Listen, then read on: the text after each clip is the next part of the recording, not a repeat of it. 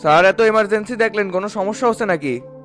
Manager, আমার তো সর্বনাশ হচ্ছে। গত রাতে আমার বাড়ির চুরি হচ্ছে, যা আসিল সব নিয়ে গেছে।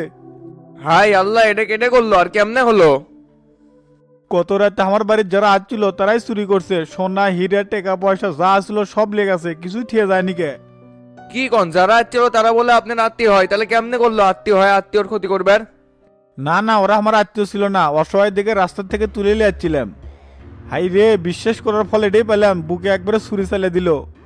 চেনেন না জানেন না, মিসাই কাক বাড়ির জায়গা দিছিলেন। এই যুগের মানুষ এত সহজ সরল হলে হয়? তো এখন আর কি করবেন, চলেন থানায় মামলা করতে হবে। বেশি দূর মনে হয় যেতে পারিনি, পুলিশের সাহায্য নিলে এখনো ধরা যাবে। থানাতে যাওয়া লাগবে, মানুষ ইনকে খারাপ হলে হয়? আমি তো পথে বসে গেলাম। এখন আর আফসোস করে লাভ নাই, গতকাল স্বর্ণ আর হীরাগুলো বাসাতে নেই, ভুল করছিলাম। এডে করে তো অর্ধেক বাস তুমি দিছো। কেটে জানিচ্ছিল এমন হবি, তো এখন আর কপাল থাপড়ে লাভ নাই, চলেন থানা বিলা যাই। তুমি বাইরে যাই, অপেক্ষা করো, আমি আসতেছি। আচ্ছা স্যার, ঠিক আছে, আসেন।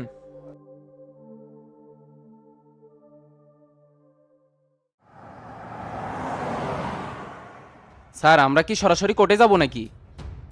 হ্যাঁ, ওখানেই যাব। মির্জার কি হলো সেটা তো দেখতে হবে। দুলাভাই তো সেই কনফিডেন্স নিয়ে বলছে যে এবার মির্জাকে আটকাবি। আটকালে তো ভালো, এরকম দুর্নীতিবাজ নেতা দেশের জন্য ক্যান্সার স্বরূপ। শালারা তো উন্নয়নের নামে বাটপাড়ির ব্যবসা খুলে বসছে, দেশের রাজনীতি একেবারে নোংরা করে হেলাছে। এদের মতো কিছু চোর বাটপাতদের কারণে বাঙালিদের উন্নয়নের যাত্রা এখনো থামে আছে। এই 54 বছরে দেখো না, ঢুকঢুক ঢুকঢুক করে চলিচ্ছে। তাহলে 71 সালে আমাদের এই দেশটা কিসের ভিত্তিতে স্বাধীন হয়েছিল? কোনো রাজনৈতিক দল কি সেই দাবি বাস্তবায়ন করতে পারছে? সেটা কেমনে করবি স্যার? 71-এর চেতনার রাজাকারের ন্যারেটিভ তৈরি করে এই দেশে জনগণের লেমন জুস খাওয়াছে। আমি তো আরেকটা চিন্তা করছি স্যার, এগুলা করবে যে দুলাভাইয়ের কোনো বিপদ হবি না তো? মোর্শেদ যে বিপদ থেকে উদ্ধার হলো, এর চা আবার কোন বিপদ হবে? সত্যের পথ খুবই কঠিন কেরামত, এই পথের রন্ধে রন্ধে কাটা বিছানো থাকে। এই কঠিন পথ যাই পাড়ি দিবার পাইছে, হয় সফল হয়েছে, না হলে সত্যের পথে চলতে চলতে শহীদ হয়ে গেছে। সেটা আপনি ঠিক করছেন স্যার, তবে আমার মতে মির্জার পিছনে লাগা ঠিক হয়নি। ওকে আটকে এমন কি লাভ হবে? বাংলাদেশের রাজনীতিবিদদের কোনো বিচার আছে নাকি? ক্ষমতার পালাবদল হলে সবকিছু ভ্যানিশ হয়ে যায়। কি করবা, এই দেশের রাজনৈতিক কালচার তো এমন ন্যারেটিভই তৈরি হয়েছে। তাই বলে বিচার থাকবে না নাকি? মোর্শেদ লাখে একটা, বুঝলে কেরামত, এইরকম দেশপ্রেমিক ব্যারিস্টার পাওয়া কপালের ব্যাপার। সেটা আপনি ঠিক করছেন স্যার, তবে আমি ভাবিচ্ছি এরকম দেশপ্রেমিক হবার যায় জানি আমার বোনটা বিধবা না হয়। এত প্যারা নেওয়ার কিছু নেই, হায়াত মুহূর্ত সব আল্লাহর হাতে, তার নির্দেশই সবকিছু নিয়ন্ত্রিত হয়। ওই যে তোমাকে বললাম না, সত্যের পথে চলা খুব কঠিন। জি স্যার, বুঝতে পারছি। তে গাড়িটা কি ভিতরে পার্কিং করবো না বাইরে? না, গাড়ি ভেতরেই ঢুকাও, গ্যারেজ করে তুমি উপরে চলে আসো। ঠিক আছে স্যার।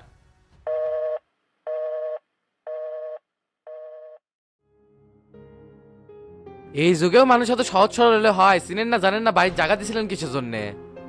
অসহায় দেখে বাড়ি তুলছিলাম ওসি সাহেব, ভাবছিলাম একটা কাজ খুঁজে দিয়ে অন্য কোথাও থাকার ব্যবস্থা করে দেবো।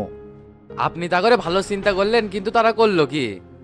এইরকম ভুয়া পরিচয় দেয় আর ভ্যাস বদল করে শহরে মেলা কয়টা বাড়ির চুরি হয়ে গেছে। তে আপনার বাড়ির থেকে কি নিছে?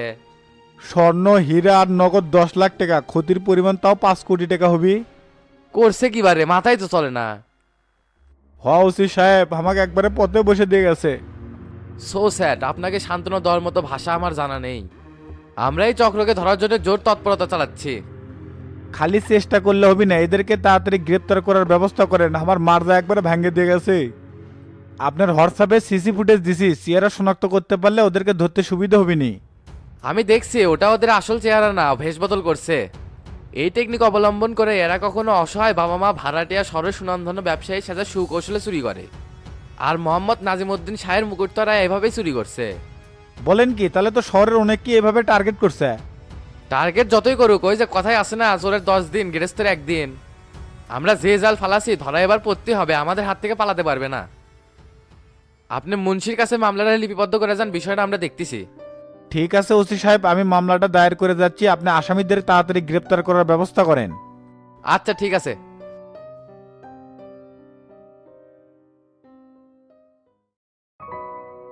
আলহামদুলিল্লাহ মহেশ ভাই, মির্জার তো জামিন ঠিক আছে, কোর্ট 3 দিনের রিমান্ড মঞ্জুর করছে। ভালো হয়েছে। জিজ্ঞাসাবাদ কি দুদক করবে নাকি? যেহেতু চাঁদাবাজি, প্রতারণা, অর্থ পাচার, সেক্ষেত্রে মামলাগুলো দুদকই দেখবে। দুলাভাই কিন্তু দুদক যদি ম্যানেজ হয়ে যায় তখন কি হবে নি? এত বড় রক্তচোষা বাহাদুরকে যেহেতু আটকাতে পারছি, বাকিটা দেখা যাবে। তবে আমি এই সংগ্রামের পথে এখানেই কেরামত, এই দুর্নীতিবাজদের শেষ করার জন্য হাজারো ভাই ইনসাফের পথ নিয়ে আমার সাথে আছে। সেটা তো হলে ভালো, আপনাদের দ্বারাই বিচার ব্যবস্থা পরিবর্তন হবে।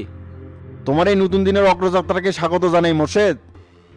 তবে শুধু একজনকে ধরলেই হবে না, এরকম যারা আরো আছে তাদের বিরুদ্ধে সজাগ হতে হবে। আমরা যারা এই আইন পেশায় আছি অনেকেই এই পথের যাত্রী, জাস্টিস যাতে বেঁচে থাকে এই প্রচেষ্টাই আমরা চালিয়ে যাচ্ছি। তার প্রভাব তো গত সময়ে দেখলেমই। দেখো মোর্শেদ, সমাজে যত প্রতিবাদী হবা শত্রু তত বেড়ে যাবি। মনে রাখবা, ভালো মানুষকে এই জাতি বেশি দিন বাঁচতে যায় না, ষড়যন্ত্র করে তাদেরকে মারে ফেলায়, পরে আবার আফসোস করে কপাল চাপড়ায়। সেটা আমি জানি মহেশ ভাই, এই পথের মোড়ে মোড়ে বিপদ অপেক্ষা করতেছে। এই সংক্ষিপ্ত জীবনের কোনো দাম আছে? মরে গেলেই শেষ, তবে যতদিন বেঁচে থাকবো সত্যের মশাল জ্বালিয়েই যাব।